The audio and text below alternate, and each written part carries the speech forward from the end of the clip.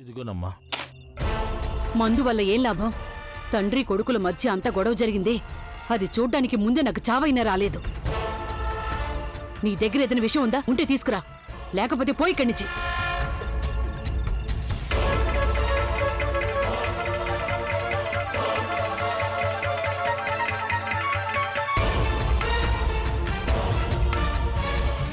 ఇంకా ఇక్కడే నిలబడ్డావే, వెళ్ళి ఇక్కడి నుంచి. బాగా పొద్దుపోయింది, ఇంతవరకు గంగా తల్లి ఇంకా. ఆహా, తనతో పాటు వెళ్ళాడుగా తన సంరక్షకుడు. నువ్వెందుకు బాధపడుతున్నావు? నా నోటితో నేనింతవరకు ఎవరికి శాపాలు పెట్టలేదు, కానీ ఇప్పుడు పెట్టవలసి వస్తోంది. ఆ పిల్ల చచ్చిపోవాలని.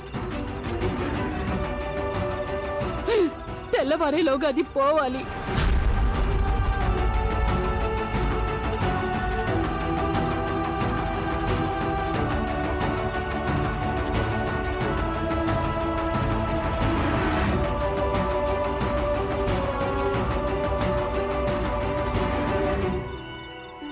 గంగని ఎందుకమ్మా శాపనార్థాలు పెడతావు? తన తప్పు ఎంతుందో సాగర్ తప్పు కూడా అంతే ఉంది. అసలు తప్పు సాగర్ది కాదు, ఆ గంగది తప్పు కాదు. తప్పంతా పూర్తిగా నీదే, నీ తప్పే.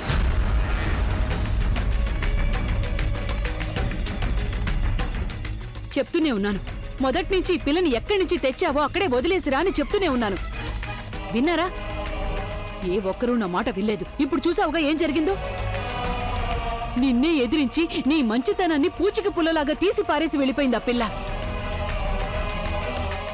వద్దులే, నాకు ఆ శాలిగ్రాముడే మనశ్శాంతి నింపాలి. శాంతి ప్రసాదించు దేవుడా. లేదమ్మా, నువ్వు అనుకున్నట్లు జరగదు. నేనలా జరగనివ్వనమ్మా. అంతా నేను చూసుకుంటాను. సాగర్ నన్ను వ్యతిరేకించటం అంటూ జరగదు. తను నేను చెప్పినట్టు విని తీరాల్సిందే, విని ఒప్పుకుని తీరాల్సిందే. చాలా బాగా చెప్పావు నిరంజన్. చిన్న అచ్చం నీలాంటి వాడే, అన్నీ నీ పోలికలే. ఇక చిన్న ఎవరి మాట వినిపించుకోడు. తను వింటాడని అనుకుంటే ఏం లాభం లేదు. నాకు బాగా తెలుసు మా చిన్న సంగతి. సర్వనాశనం తప్పదు. ఆ సర్వనాశనాన్ని ఇక ఎవరు ఆపలేరు నిరంజన్. సర్వనాశనం కాకుండా ఇక ఎవరు మనల్ని కాపాడలేరు.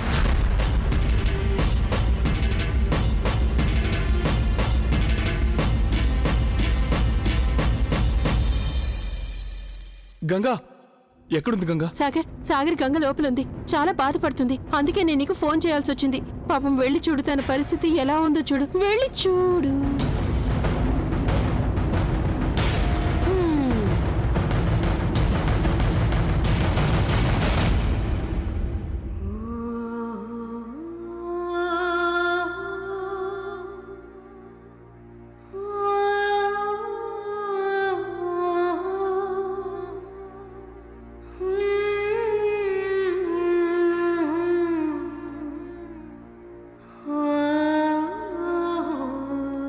చెప్పు లేకుండా తిరుగుతావుగా నువ్వు.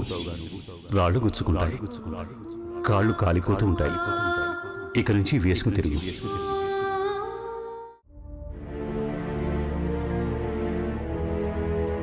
వంశీ, ఏమైపోయాడు ఈ పిల్లడు? వంశీ, వంశీ, ఎందుకలా అరుస్తున్నావు?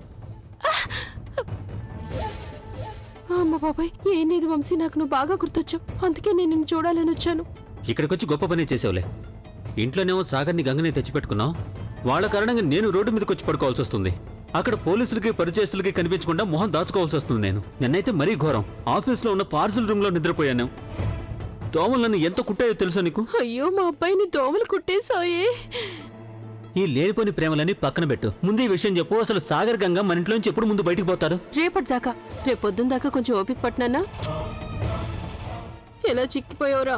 సర్వనాశనం అయిపోవాలి, సర్వనాశనం అయిపోవాలి ఆ చతుర్వేదుల కుటుంబం. వాళ్ల వల్లే ఇలా మా అబ్బాయి మోహన్ దాచుకొని ఉండాల్సి వస్తుంది.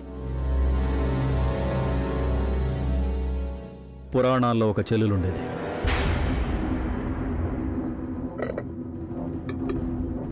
తన నాన్న చెప్పాడని ఆ చెల్లి మంటల్లో దూకేసింది. కానీ నేను ఒక తమ్ముణ్ణి. మా అక్క కొడుకుల విషయంలో ఇంచుమించు ఇలాంటి పనే చేస్తాను. అలా చేయడంలో నేను భస్మం అయిపోయినా సరే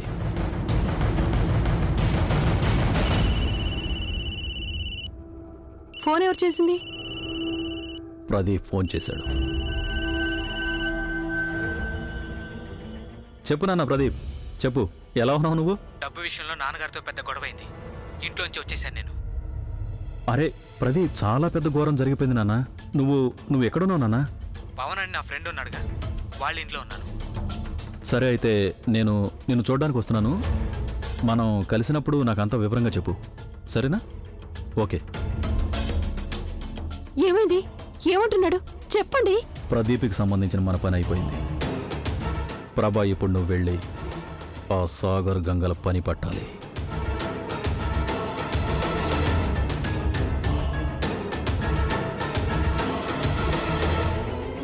చిన్నమ్మగారు, చిన్నమ్మగారు, బూందీ సిద్ధమైపోయింది. మన సుప్రీతల్లి చేసేసింది. ఇంకా 2-3 మిఠాయిలు కూడా చేస్తోంది. హోళీ సందర్భంగా ఇంకా ఏమైనా చేయాలంటే కొంచెం చెప్పండి. ఇంకా చెప్పడానికి ఏముంది? ప్రదీప్ ఇంట్లోంచి వెళ్ళిపోయాడు. సాగర్ ఎక్కడున్నాడో తెలీదు. ఇంకా హోలీ ఏం చేసుకుంటాం? సాగర్ లేకపోతేనే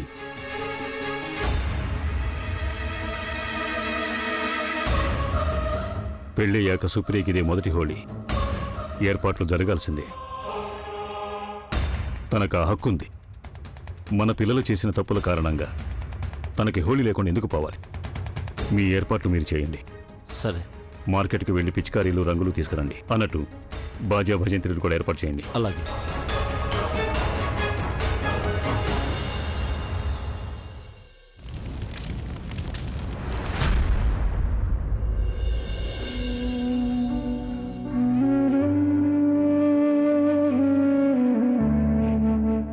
సాగర్, నీకు గుర్తుందా? ప్రతి ఏడు చిన్నమ్మగారు హోలీ రోజున మీకోసం ఎంతో ప్రేమగా రకరకాల పిండి వంటలు చేసేవారు. నువ్వు హాస్టల్ నుంచి రావడానికి ముందుగానే అమ్మగారు అన్ని ఏర్పాట్లు ప్రారంభించేవారు. గోవిందయ్య గారు వెనకాల పడేవారు. మా చిన్నాక అదిష్టం, ఇదిష్టం, అది చేయండి, ఇది చేయండి అని ప్రతిరోజు నీకు దిష్టి తీసేవారు. ఇక బాబుగారు బోల్డన్ని రంగులు తెచ్చేవారు మార్కెట్ నుంచి. చిన్నమ్మగారేమో హోలీ నాటి తొలి రంగు నీ చేతులతోనే పూయించుకునేవారు. సాగర్, అవన్నీ జరిగిపోయిన సంగతులు, సరేనా?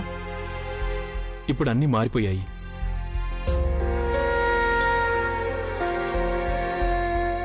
నాకు మాత్రం తెలీదా? మా ఫ్యామిలీ నన్ను ఎంతగా ప్రేమించేదో నాకు తెలీదా? కానీ ఇప్పటికి నాకు తెలిసిపోయింది. ఆ ప్రేమ వెనుక తల్లిదండ్రుల స్వార్థం ఉంటుందని తెలిసింది. ఎన్నో షరతులు పెడతారు. నువ్వు గనక మేం చెప్పినట్టు వింటే సరే, లేదంటే నువ్వు ఇంట్లోంచి బయటికి పో అని అంటారు. వాళ్ళు కేవలం ఎమోషనల్ బ్లాక్మెయిల్ చేస్తారంతే.